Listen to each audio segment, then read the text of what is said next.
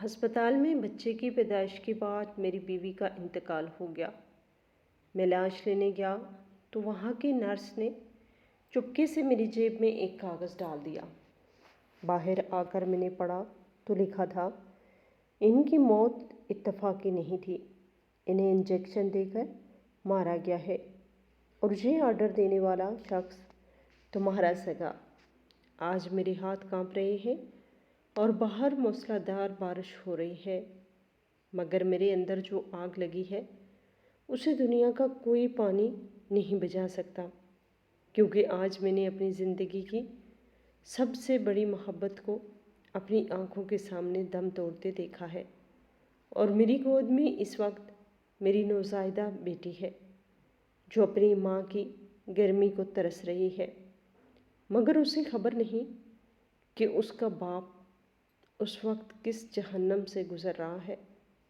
میرا نام شہزاد ہے اور میری عمر 45 سال ہے۔ شاید آپ کو لگے کہ میں ایک کامیاب بزنس مین ہوں جس کے پاس دولت کی کمی نہیں، مگر آج مجھے میری دولت کاغذ کے ٹکڑوں سے زیادہ وقت کی نہیں لگ رہی، کیونکہ یہ دولت میری سیرت کو نہیں بچا سکی۔ سیرت میری دوسری بیوی تھی اور شاید زندگی کی واحد محبت تھی جس نے مجھے جینا سکھایا تھا، مگر اس کہانی کی شروعات آج سے نہیں بلکہ 25 سال پہلے اس وقت ہوئی جب میں صرف ایک 20 سال کا ایک لاپرواہ اور اپنے خوابوں میں مگن نوجوان تھا۔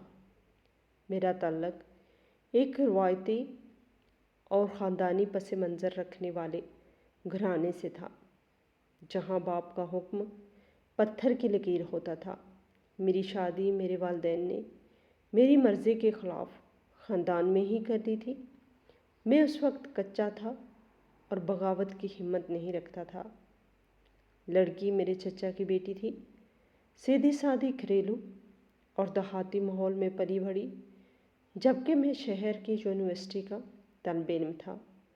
مجھے ماڈرن لائف سٹائل پسند تھا اور وہ میرے معیار پر کسی صورت پورا نہیں اترتی تھی۔ شادی ہو گئی اور وہ میرے گھر آ گئی، مگر میں نے اسے کبھی دل سے قبول نہیں کیا۔ میں اسے اپنے لیے ایک بوجھ سمجھتا تھا، ایک ایسی زنجیر جو میرے پیروں میں ڈال دی گئی تھی تاکہ میں اڑ نہ سکوں۔ 2 سال اسی گھٹن میں گزر گئے۔ میں گھر میں کم اور باہر دوستوں میں زیادہ رہتا تھا۔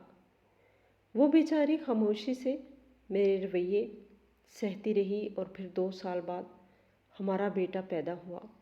مجھے یاد ہے جب دائی نے لا کر وہ بچہ میری گود میں دیا تھا تو اس کی آنکھیں بالکل میری طرح تھیں، مگر مجھے اس بچے میں اپنی ناکام شادی اور برباد جوانی کا عکس نظر آتا تھا۔ مجھے اس بچے سے محبت محسوس نہیں ہوئی بلکہ ذمہ داری کا خوف محسوس ہوا۔ میرا دل چاہتا تھا کہ میں یہ سب چھوڑ چھاڑ کر کہیں دور چلا جاؤں جہاں میں اپنی مرضی کی زندگی جی سکوں، اور پھر میں نے وہی کیا جو ایک خود غرض انسان کرتا ہے۔ جب میرا بیٹا 2 سال کا ہوا تو میں نے ایک دن چپکے سے اپنا سامان باندھا اور گھر والوں کو بتائے بغیر بیرون ملک کا ویزا لگوا کر نکل گیا۔ میں نے پیچھے مڑ کر بھی نہیں دیکھا کہ میری بیوی اور وہ 2 سال کا معصوم بچہ کس حال میں رہیں گے۔ میں نے سوچا کہ میرے والدین اور خاندان والے امیر ہیں، وہ انہیں پال ہی لیں گے۔ مجھے اپنی آزادی عزیز تھی۔ میں امریکہ چلا گیا اور وہاں جا کر میں نے ایک نئی دنیا بسا لی۔ میں نے پاکستان رابطہ ختم کر دیا، خطوں کا جواب دینا بند کر دیا، اور کچھ سالوں بعد مجھے گھر والوں سے یہ خبر ملی کہ انہوں نے مجھے آگ کر دیا ہے، مگر مجھے پرواہ نہیں تھی۔ میں اپنی زندگی میں مگن تھا۔ میں نے وہاں خوب پیسہ کمایا، محنت کی اور اپنا بزنس امپائر کھڑا کیا۔ 25 سال گزر گئے۔ ان 25 سالوں میں نے کبھی اس عورت یا اس بچے کے بارے میں نہیں سوچا جو میرے نام کے سہارے زندہ تھے۔ میں نے اپنے آپ کو یقین دلا دیا کہ وہ میرا ماضی تھا اور ماضی کو دفن کر دینا ہی بہتر ہے۔ پھر میری زندگی میں سیرت آئی۔ سیرت پاکستان سے آئی ہوئی ایک خوبصورت اور پڑھی لکھی لڑکی تھی جو مجھ سے عمر میں کافی چھوٹی تھی، مگر اس کی معصومیت اور محبت نے میرے دل میں گھر کر لیا تھا۔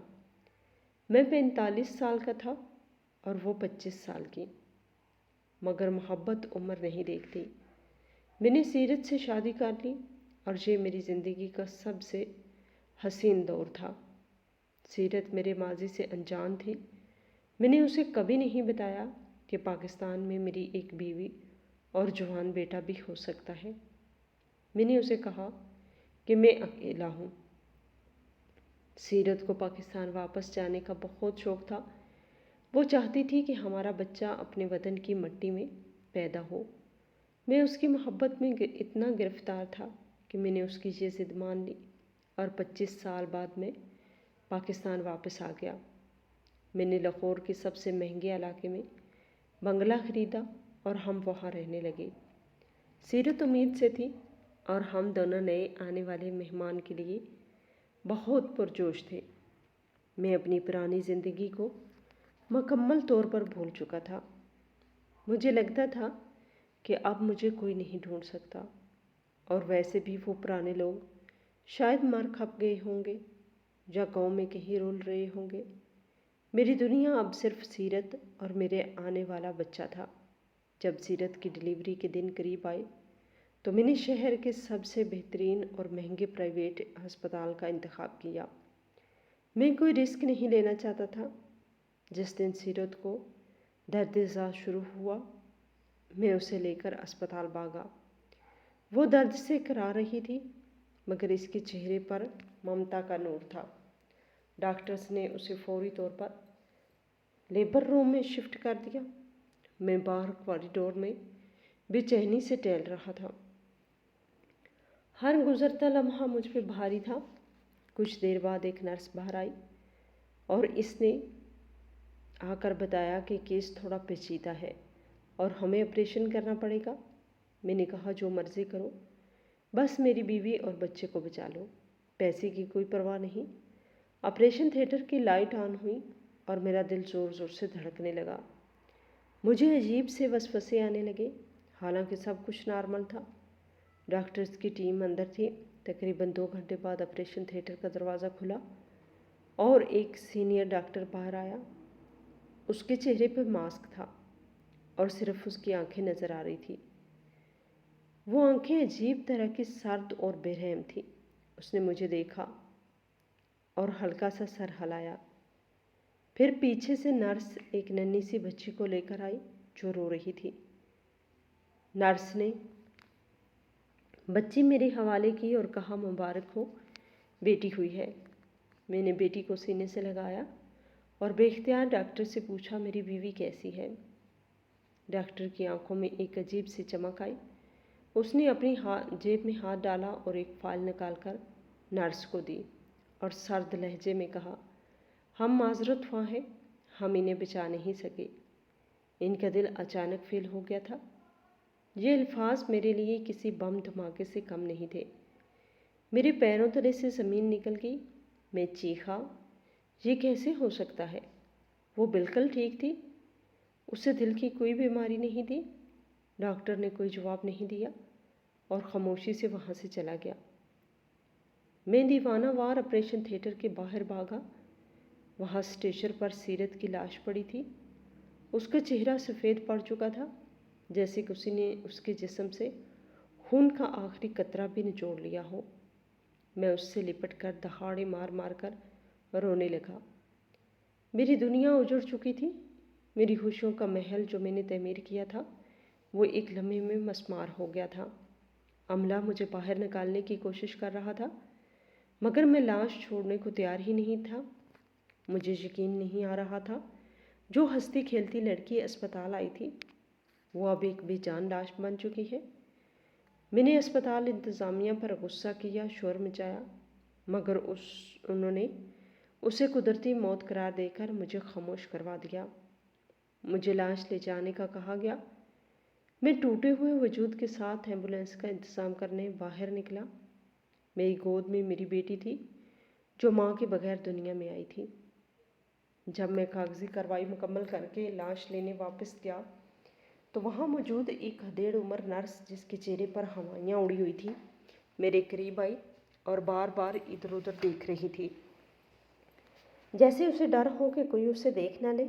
وہ میرے پاس سے گزری اور ٹکرانے کے بہانے اس نے میری قمیض کی جیب میں جلدی سے ایک کاغذ کا ٹکڑا ڈال دیا اور سرگوشی میں بولی، اسے ابھی مت پڑھنا، باہر جا کر پڑھنا، اور خدا کے لیے کسی کو بتانا مت، ورنہ وہ مجھے بھی مار دیں گے۔ یہ کہہ کر وہ تیزی سے غائب ہو گئی۔ میں حیران رہ گیا۔ میرے دکھ میں اب ایک خوف بھی شامل ہو گیا تھا۔ میں نے سیرت کی لاش کو ایمبولینس میں رکھوایا اور خود اگلی سیٹ پر بیٹھ گیا۔ جب ایمبولینس اسپتال کے گیٹ سے باہر نکلی تو میں نے کانپتے ہوئے ہاتھوں سے وہ کاغذ اپنی جیب سے نکالا۔ وہ کاغذ ایک دوائی کی پرچی کے پیچھے لکھا گیا تھا۔ لکھائی بہت جلدی میں لکھی گئی تھی، مگر الفاظ صاف تھے۔ میں نے پڑھنا شروع کیا تو میرے رونگٹے کھڑے ہو گئے۔ اس پہ لکھا تھا، مسٹر شہزاد، آپ کی بیوی کی موت اتفاقی نہیں تھی اور نہ ہی ان کا دل فیل ہوا تھا۔ انہیں آپریشن کے دوران ایک خاص قسم کا زہر کا انجیکشن دیا گیا ہے جو فوری طور پر دل کی دھڑکن روک دیتا ہے۔ یہ ایک منصوبہ بندی کے تحت کیا گیا قتل ہے، اور یہ آرڈر دینے والا شخص کوئی اور نہیں بلکہ تمہارا سگا۔ یہاں کاغذ پھٹا ہوا تھا، شاید نرس جلدی میں پورا نہیں لکھ سکی یا وہ کاغذ کا ٹکڑا کہیں اٹک گیا تھا، نوٹ ادھورا تھا۔ تمہارا سگا؟ سگا کون؟ میرا دماغ چکرا گیا۔ کون سا سگا؟ میرے والدین تو مر چکے ہیں، میرا کوئی بھائی بہن نہیں ہے، میں اکلوتا تھا۔ پھر کون سا سگا میرا دشمن ہو سکتا ہے؟ کیا میرے چچا کے گھر والے، جن کی بیٹی کو میں چھوڑ کر بھاگا تھا؟ مگر انہیں کیسے پتہ چلا کہ میں یہاں ہوں اور سیرت میری بیوی ہے؟ یہ سوالات میرے دماغ میں ہتھوڑے کی طرح برس رہے تھے۔ میں نے مڑ کر ایمبولینس کے پچھلے حصے میں دیکھا جہاں سیرت کی لاش سفید کفن میں لپٹی تھی۔ میرا غم اب شدید غصے اور انتقام میں بدل رہا تھا۔ میری بیوی کو مارا گیا تھا، اسے قتل کیا گیا تھا، اور وہ بھی ہسپتال کے اندر۔ اس ڈاکٹر نے، جس کی آنکھیں اتنی سرد تھیں، مجھے اس ڈاکٹر کا حوالہ یاد آیا۔ وہ عام ڈاکٹروں جیسا نہیں تھا۔ اس کا رویہ، اس کی خاموشی اور اس کی آنکھوں میں چھپی نفرت، سب کچھ اب مجھے معنی خیز لگ رہا تھا۔ میں نے قسم کھائی کہ میں سیرت کے قاتلوں کو نہیں چھوڑوں گا، چاہے وہ کوئی بھی ہو۔ سگا کا لفظ میرے دماغ میں گونج رہا تھا۔ سگا کون ہو سکتا ہے؟ کیا میرا کوئی بزنس پارٹنر؟ نہیں، وہ سگا تو نہیں ہو سکتا۔ تو کیا میرا خاندان؟ 25 سال بعد میں گھر پہنچا تو کہرام مچ گیا۔ سیرت کے گھر والے بھی آ گئے تھے۔ ہر آنکھ اشک بار تھی، مگر میری آنکھیں خشک تھیں کیونکہ میرے اندر ایک طوفان تھا۔ میں نے وہ نوٹ اپنی جیب میں چھپا رکھا تھا۔ میں کسی پر بھروسہ نہیں کر سکتا تھا۔ مجھے نہیں معلوم تھا کہ میرا دشمن کون ہے اور کہاں چھپا ہے۔ تدفین کے بعد جب سب لوگ چلے گئے اور میں اپنے کمرے میں اکیلا رہ گیا تو میری بیٹی بھوک سے بلک رہی تھی۔ میں نے اسے فیڈر دیا اور اسے دیکھتے ہوئے سوچا کہ میں اس معصوم کا باپ بھی ہوں اور اب ماں بھی۔ مجھے اس کے لیے زندہ رہنا ہے اور اس کے لیے ہی مجھے اس راز سے پردہ اٹھانا ہے۔ میں نے فیصلہ کیا کہ کل صبح ہوتے ہی میں واپس اس ہسپتال جاؤں گا اور اس نرس کو ڈھونڈوں گا جس نے مجھے یہ نوٹ دیا تھا۔ وہی مجھے بتا سکتی ہے کہ وہ سگا کون ہے اور وہ ڈاکٹر کون تھا جس نے میری ہستی بستی دنیا اجاڑ دی۔ رات بہت لمبی تھی اور خوفناک بھی۔ مجھے ہر آہٹ پہ لگتا تھا کہ قاتل میرے آس پاس ہی موجود ہے۔ مجھے وہ سرد آنکھیں یاد آ رہی تھی جو ماسک کے پیچھے چھپی تھی۔ ان آنکھوں میں ایک ایسی پہچان تھی جو میں اس وقت سمجھ نہیں پایا تھا۔ مگر اب مجھے ایسا لگ رہا تھا کہ میں نے ان آنکھوں کو پہلے بھی کہیں دیکھا ہے، مگر کہاں؟ یہ گتھی سلجھنے کے بجائے الجھتی جا رہی تھی۔ اور نوٹ کا آخری حصہ تمہارا سگا میرے دل پر بوجھ بن گیا تھا۔ اگلی صبح سورج نکلتے ہی میں گھر سے نکلا۔ میرے چہرے پر ہوائیاں اڑی ہوئی تھیں اور رات بھر جاگنے کی وجہ سے آنکھیں سرخ تھیں۔ میں سیدھا اسی اسپتال پہنچا جہاں کل رات میری زندگی برباد ہوئی تھی۔ میں نے استقبالیہ پر جا کر اس نرس کے بارے میں پوچھا جس نے مجھے نوٹ دیا تھا۔ میں نے اس کا حلیہ بیان کیا، مگر استقبالیہ پر موجود لڑکی نے حیرت سے مجھے دیکھا اور کہا، سر، اس حلیے کی کوئی نرس کل رات ڈیوٹی پر نہیں تھی۔ مجھے فوراً سمجھ آ گئی کہ دال میں کچھ کالا ہے۔ ہسپتال والے اسے چھپا رہے ہیں یا وہ خود روپوش ہو گئی ہے۔ میں نے چیخو پکار شروع کر دی اور اسپتال کے ایڈمنسٹریٹر سے ملنے کا مطالبہ کیا۔ ایڈمنسٹریٹر ایک چکنی چپڑی باتوں والا شخص تھا۔ اس نے مجھے دلاسا دینے کی کوشش کی اور کہا کہ مسٹر شہزاد، آپ صدمے میں ہیں، اسی لیے آپ کو غلط فہمی ہوئی ہے۔ ہمارے ہسپتال کی ریپوٹیشن بہت اچھی ہے، یہاں ایسا کچھ نہیں ہوتا۔ میں نے اس کی میز پہ ہاتھ مارا اور کہا کہ میں پولیس کو بلاؤں گا، مجھے CCTV فوٹیج چاہیے۔ اس نے مسکرا کر کہا کہ ضرور، مگر بدقسمتی سے کل رات طوفانی بارش کی وجہ سے ہمارے کیمرے تکنیکی خرابی کا شکار ہو گئے تھے۔ مجھے یقین ہو گیا کہ یہ پوری ایک سازش ہے جس میں اسپتال کی انتظامیہ بھی شامل ہے۔ میں مایوس ہو کر باہر نکلا، مگر میں نے ہار نہیں مانی۔ میں اسپتال کے باہر پارکنگ میں کھڑا ہو گیا اور عملے کے آنے جانے کا انتظار کرنے لگا۔ کئی گھنٹے گزر گئے۔ دوپہر کے وقت میں نے دیکھا کہ وہی نرس ڈری سہمی سی پچھلے گیٹ سے نکل کر رکشہ پکڑ رہی ہے۔ میں نے فوراً اپنی گاڑی اس کے رکشے کے پیچھے لگا دی۔ میرا دل تیزی سے دھڑک رہا تھا۔ یہ نرس ہی میری واحد امید تھی۔ رکشہ شہر کی تنگ گلیوں میں سے ہوتا ہوا ایک غریب بستی میں جا کے رکا۔ وہ نرس اپنے گھر میں داخل ہونے ہی والی تھی کہ میں نے اسے جا لیا۔ مجھے دیکھتے ہی اس کے چہرے کا رنگ فک ہو گیا۔ وہ ہاتھ جوڑ کر رونے لگی اور بولی، صاحب، مجھے مت مارنا، میں نے تو آپ کی مدد کی تھی۔ میں نے اسے تسلی دی اور کہا کہ میں تمہیں کچھ نہیں کہوں گا، مجھے یہ بتاؤ کہ وہ نوٹ ادھورا کیوں تھا، اور وہ سگا کون ہے، اور وہ ڈاکٹر کون تھا؟ نرس نے ادھر ادھر دیکھا اور مجھے جلدی سے اپنے چھوٹے سے گھر کے اندر لے گئی۔ اس نے کانپتے ہوئے لہجے میں بتایا، صاحب، وہ ڈاکٹر اس ہسپتال کا پرماننٹ ڈاکٹر نہیں ہے۔ وہ کل رات خاص طور پر آپ کی بیوی کے کیس کے لیے آیا تھا۔ اس نے اسپتال انتظامیہ کو منہ مانگی رقم دی تھی تاکہ وہ یہ کیس ہینڈل کر سکے۔ مجھے صرف اتنا پتہ چلا تھا کہ وہ آپ سے شدید ذاتی دشمنی رکھتا ہے۔ جب میں آپریشن تھیٹر میں دوائیاں رکھ رہی تھی تو میں نے اسے کسی سے فون پر بات کرتے سنا تھا۔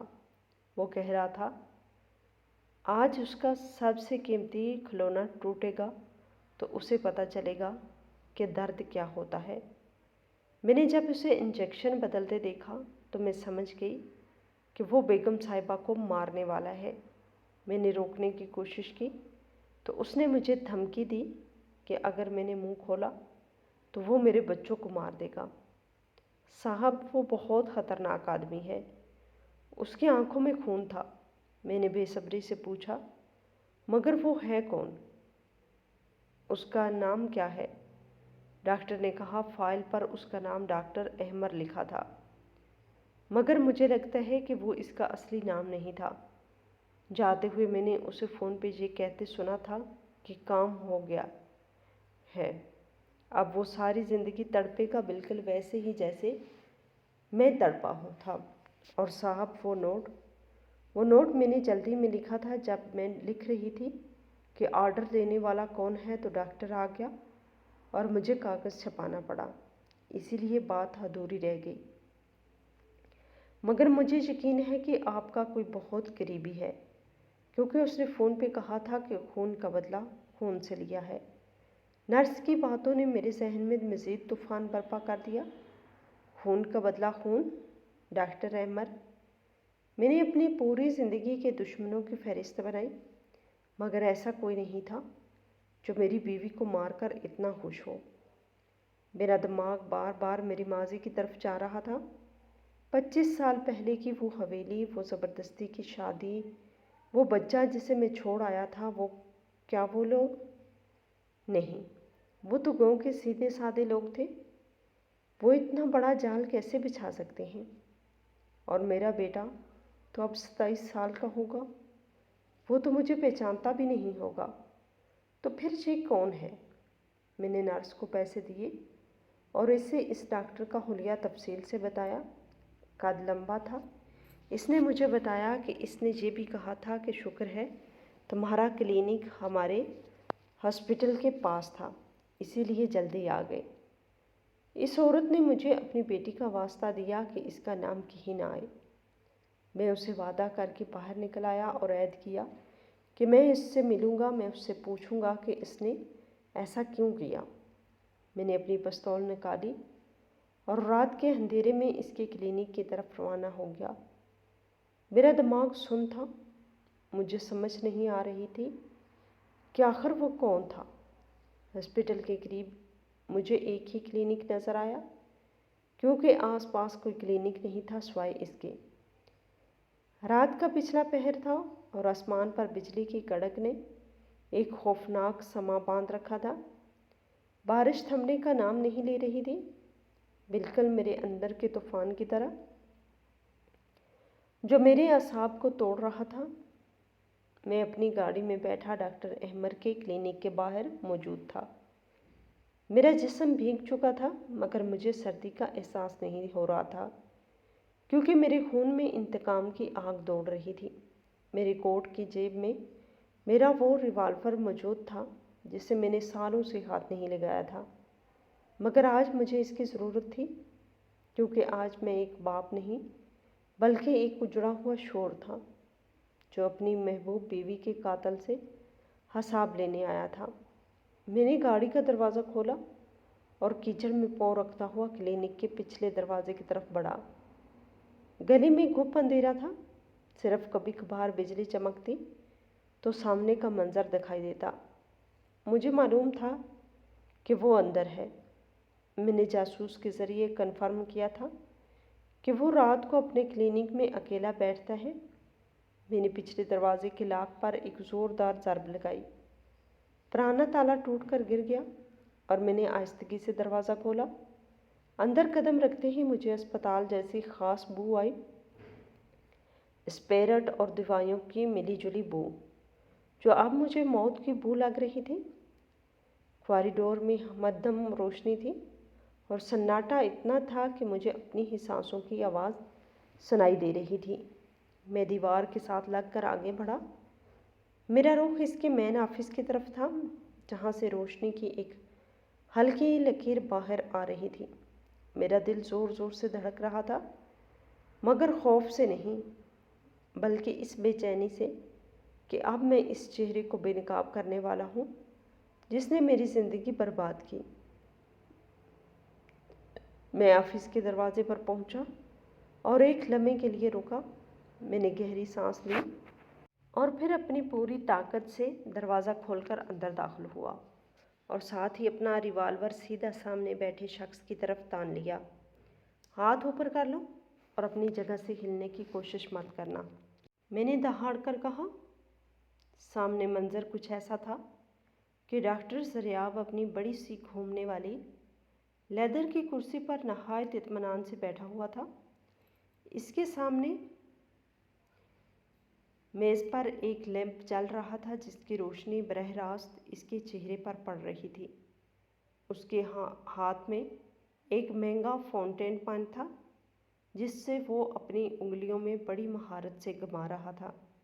میری آواز سن کر اس کے جسم میں ذرا سی بھی جنبش نہیں ہوئی۔ اس نے نہ تو ہاتھ اوپر کیے اور نہ ہی اس کے چہرے پر خوف کا کوئی سایہ لہرایا۔ اس نے آہستہ سے سر اٹھایا اور اپنی ان سرد اور برہم آنکھوں سے مجھے دیکھا، جن میں ایک عجیب سی ویرانی اور گہرائی تھی۔ وہ آنکھیں مجھے مقناطیس کی طرح اپنی طرف کھینچ رہی تھی۔ اس نے قلم کو میز پہ رکھا اور ہونٹوں پر ایک طنزیہ اور زہریلی مسکراہٹ سجاتے ہوئے بولا، آئیے مسٹر شہزاد، تشریف لائیے۔ میں آپ کا ہی انتظار کر رہا تھا۔ مجھے معلوم تھا کہ آپ اتنی جلدی ہار ماننے والوں میں سے نہیں ہیں۔ آپ ضرور آئیں گے، کیونکہ شک کا سانپ جب ڈستا ہے تو انسان چین سے نہیں بیٹھ سکتا۔ اس کا لہجہ اتنا سپاٹ اور پرسکون تھا کہ مجھے حیرت ہوئی۔ عام طور پر موت کو سامنے دیکھ کر لوگ گڑ گڑاتے ہیں، مگر یہ شخص تو ایسے بات کر رہا تھا جیسے میں اس کا شکار نہیں بلکہ وہ میرا شکاری ہو۔ میں نے قدم آگے بڑھایا اور بددوق کا رخ اس کے ماتھے کی طرف کرتے ہوئے کہا، تم جانتے ہو میں کون ہوں اور یہاں کیوں آیا ہوں؟ تم نے میری بیوی کو مارا ہے، تم نے میری ہستی بستی دنیا اجاڑی ہے۔ مجھے بتاؤ تم نے ایسا کیوں کیا؟ سیرت کا کیا قصور تھا؟ اس معصوم بچی کا کیا قصور تھا جسے تم نے پیدائش سے پہلے ہی دن یتیم کر دیا؟ بولو ورنہ میں تمہارا بھیجا اڑا دوں گا۔ ضریاب نے کرسی کی پشت سے ٹیک لگائی اور بہت دھیمے لہجے میں کہا، گولی چلانا بہت آسان ہے مسٹر شہزاد، مگر سچ سننا بہت مشکل ہے۔ آپ پوچھ رہے ہیں کہ میں نے ایسا کیوں کیا؟ کیا آپ واقعی جاننا چاہتے ہیں یا صرف اپنے ضمیر کو مطمئن کرنے کے لیے ایک قاتل کو سزا دینا چاہتے ہیں؟ میں نے چیخ کر کہا، میرا ضمیر صاف ہے، میں نے کسی کا کچھ نہیں بگاڑا۔ تم ایک نفسیاتی مریض ہو، ایک کرائے کے قاتل ہو۔ تم نے پیسوں کے لیے میری بیوی کی جان لی۔ یہ سن کر ضریاب زور سے ہنسا۔ اس کی ہنسی میں ایک ایسا درد اور وحشت تھی کہ میں سہم گیا۔ وہ ایک دم سنجیدہ ہو گیا اور اس کی آنکھوں میں انگارے دہکنے لگے۔ اس نے میز پہ مکہ مارا اور بولا، پیسے؟ تمہیں لگتا ہے کہ میں نے یہ پیسوں کے لیے کیا؟ ارے دولت تو میرے پاس اتنی ہے کہ میں تمہاری پوری جائیداد خرید سکتا ہوں۔ میں نے یہ سودا دولت کا نہیں کیا بلکہ میں نے یہ سودا درد کا کیا ہے۔ میں نے تمہیں وہ چیز لٹائی ہے جو تم نے سالوں پہلے مجھے دی تھی۔ میں حیران رہ گیا، مجھے اس کی باتیں سمجھ نہیں آ رہی تھی۔ میں نے پوچھا، کیا بکواس کر رہے ہو؟ میں تمہیں نہیں جانتا، میرا تم سے کیا تعلق ہے؟ ضریاب اپنی کرسی سے اٹھا اور آہستہ آہستہ چلتا ہوا میز کے آگے آ گیا۔ وہ میرے اتنے قریب آ گیا کہ میری بندوق کی نال اس کے سینے کو چھو رہی تھی، مگر وہ پیچھے نہیں ہٹا۔ اس نے میری آنکھوں میں آنکھیں ڈال کر کہا، غور سے دیکھو مجھے شہزاد صاحب، کیا یہ چہرہ تمہیں کسی کی یاد نہیں دلاتا؟ کیا ان آنکھوں میں تمہیں اپنا ہی عکس نظر نہیں آتا؟ کیا اس پیشانی پر تمہیں اپنی ہی لکیریں دکھائی نہیں دیتی؟ میں نے غور سے اسے دیکھا۔ اس کا چہرہ واقعی جانا پہچانا تھا۔ اس کا ناک کا نقشہ، اس کی بھویں، اس کے ہونٹ کی بناوٹ، سب کچھ ایسا تھا جیسے میں آئینہ دیکھ رہا ہوں یا جیسے میں اپنی جوانی کی کوئی پرانی تصویر دیکھ رہا ہوں۔ میرے ہاتھ کانپنے لگے، ایک انجانے خوف میرے دل میں بیٹھنے لگا۔ میں نے لڑکھڑاتی زبان سے کہا، تم کون ہو؟ ضریاب کی آنکھوں میں آنسو آ گئے مگر وہ گرے نہیں۔ اس نے اپنی قمیض کا کالر ہٹایا اور اپنی گردن کے پاس اپنا پرانا پیدائشی نشان دکھایا۔ یہ نشان دیکھتے ہی میرے پیروں تلے سے زمین نکل گئی۔ میرے دماغ میں ایک زوردار دھماکہ ہوا۔ یہ وہی نشان تھا جو میرے بیٹے کے جسم پر تھا، وہ بیٹا جو 2 سال کی عمر میں میری گود میں کھیلا کرتا تھا، وہ بیٹا جسے میں 25 سال پہلے چھوڑ کے بھاگ گیا تھا۔ ضریاب میرے منہ سے بے اختیار نکلا، کیا تم میرے بیٹے ہو؟ ضریاب نے تلخی سے سر ہلایا اور کہا، ہاں میں وہی بد نصیب ہوں جس کا باپ اسے اس وقت چھوڑ گیا تھا جب اسے باپ کے سائے کی سب سے زیادہ ضرورت تھی۔ میں وہی ذریعاب ہوں جسے تم نے اور تمہارے خاندان نے کوڑے کے ڈھیر کی طرح پھینک دیا تھا۔ میں ششدر رہ گیا، میرا ریوالور میرے ہاتھ سے چھوٹ کر کلین پر گر گیا۔ میں اس پر یقین نہیں کر پا رہا تھا کہ میرا بیٹا وہ قاتل ہے، اس نے میری بیوی کو مارا۔ میں نے روتے ہوئے کہا، یہ نہیں ہو سکتا، تم جھوٹ بول رہے ہو، میرا بیٹا ایسا نہیں ہو سکتا۔ اگر تم میرے بیٹے ہو تو تم نے ایسا کیوں کیا؟ تم نے اپنے باپ پر یہ قیامت کیوں ڈھائی؟ ذریعاب ایک قدم پیچھے لیا اور اس کے چہرے پر نفرت کے تاثرات ابھر آئے۔ اس نے کہا، باپ؟ تم باپ کہلانے کے لائق نہیں ہو شہزاد صاحب۔ تمہیں پتہ ہے تم نے ہمارے ساتھ کیا کیا تھا؟ جب تم امریکہ بھاگ گئے تھے تو پیچھے کیا ہوا تھا؟ تمہیں کچھ خبر نہیں، کیونکہ تم تو اپنی نئی زندگی اور عیاشیوں میں مگن تھے۔ سنو، میں تمہیں بتاتا ہوں کہ ہم پر کیا گزری۔ تمہارے جانے کے بعد تمہارے بھائیوں نے اور تمہارے والدین نے میری ماں کو گھر سے نکال دیا۔ انہوں نے کہا کہ یہ منحوس عورت تمہاری وجہ سے ہمارا بیٹا گھر چھوڑ گیا ہے۔ وہ ہم سے نفرت کرتے تھے۔ میری ماں نے میری انگلی پکڑی اور ہم سڑک پر آ گئے۔ ہمارے پاس چھت نہیں تھی، کھانے کو روٹی نہیں تھی۔ میری ماں جو ایک عزت دار گھرانے کی بہو تھی، اس نے لوگوں کے گھروں میں جھاڑو پونچھا کیا، اس نے لوگوں کے جھوٹے برتن دھوئے تاکہ وہ میرا پیٹ پال سکے۔ مجھے یاد ہے وہ سردیوں کی راتیں جب ہمارے پاس اوڑھنے کو کمبل نہیں ہوتا تھا اور ہم دونوں ایک دوسرے سے لپٹ کر فٹ پاتھ پہ سوتے تھے۔ بارش ہوتی تھی تو ہم بھیگتے تھے اور تم وہاں امریکہ میں گرم بستروں میں سوتے تھے۔ ذریعاب کی آواز بھرا گئی تھی، وہ ہچکیاں لے رہا تھا اور میں پتھر کا مجسمہ بنا یہ سب سن رہا تھا۔ میری گناہوں کی کتاب میرے سامنے کھل رہی تھی۔ ذریعاب نے جاری رکھا، میں اسکول جانا چاہتا تھا مگر فیس نہیں تھی۔ میری ماں نے اپنی بچی کھچی جیولری بیچ دی، اپنے کانوں کی بالیاں تک بیچ دی تاکہ میں پڑھ سکوں۔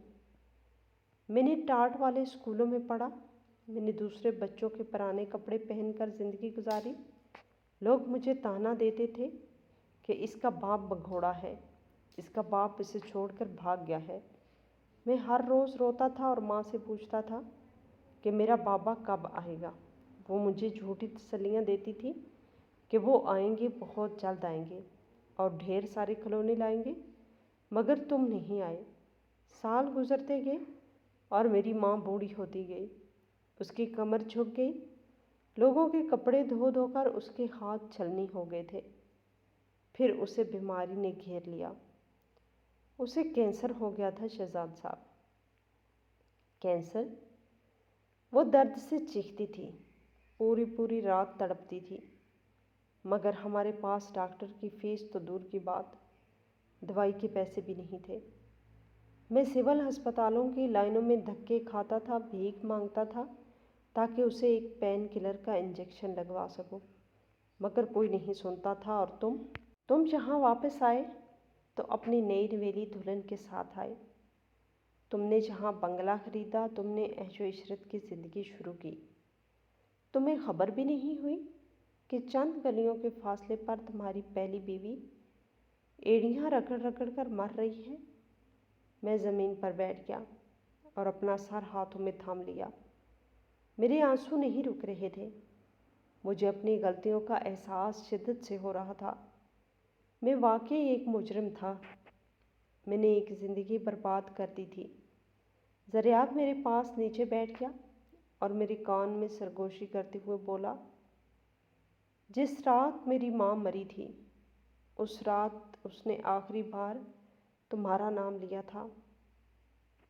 اس نے کہا تھا کہ اگر شہزاد آئے تو اسے کہنا کہ میں نے اسے معاف کیا، مگر میں نے اسے معاف نہیں کیا تھا۔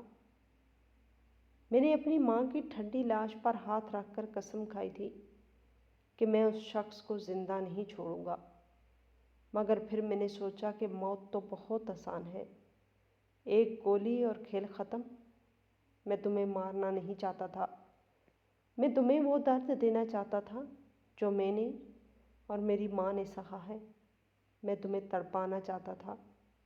میں نے دن رات محنت کی، اسکالرشپیں لی، میڈیکل کالج میں ٹاپ کیا اور نیورو سرجن بننا تھا تاکہ میں تمہارے لیول تک آ سکوں۔ اور پھر قسمت نے میرا ساتھ دیا، مجھے پتہ چل گیا کہ تم واپس آ گئے ہو اور تمہاری بیوی حاملہ ہے۔ میں نے سوچا یہی وہ وقت ہے، قدرت مجھے موقع دے رہی ہے۔ میں نے تمہاری خوشی کو نشانہ بنایا۔ سیرت کا کوئی قصور نہیں تھا سوائے اس کے کہ وہ تمہاری خوشی تھی، وہ تمہاری محبت تھی، اور میں تمہاری محبت چھیننا چاہتا تھا، جیسے تم نے مجھ سے، میری ماں سے اور میرا بچپن چھینا تھا۔ میں نے سر اٹھا کر اسے دیکھا تو اس کی آنکھوں میں اب جنون تھا۔ تم نے اسے مار دیا، تم نے اپنے ہاتھوں سے ایک جان لی۔ تم ڈاکٹر ہو؟ تم تو جان بچانے والے مسیحا تھے۔ زریاب نے تلخی سے ہنستے ہوئے کہا، ہاں، میں نے مار دیا۔ میں نے جان بوجھ کر آپریشن تھیٹر میں ڈیوٹی لگوائی، میں نے بہت پیسے کھلائے۔ جب وہ میز پر تھی تو میں نے اس کی آنکھوں میں دیکھا، وہ بہت خوش تھی، وہ ماں بننے والی تھی، مگر میں نے اسے وہ انجیکشن لگایا جو آہستہ آہستہ دل کی دھڑکن بند کرتا ہے۔ میں نے اسے تڑپتے ہوئے دیکھا اور مجھے سکون ملا، کیونکہ مجھے اس کے تڑپنے میں تمہارا تڑپنا نظر آ رہا تھا۔ میں نے اس کی جان لی تاکہ تم ساری زندگی پل پل مرو۔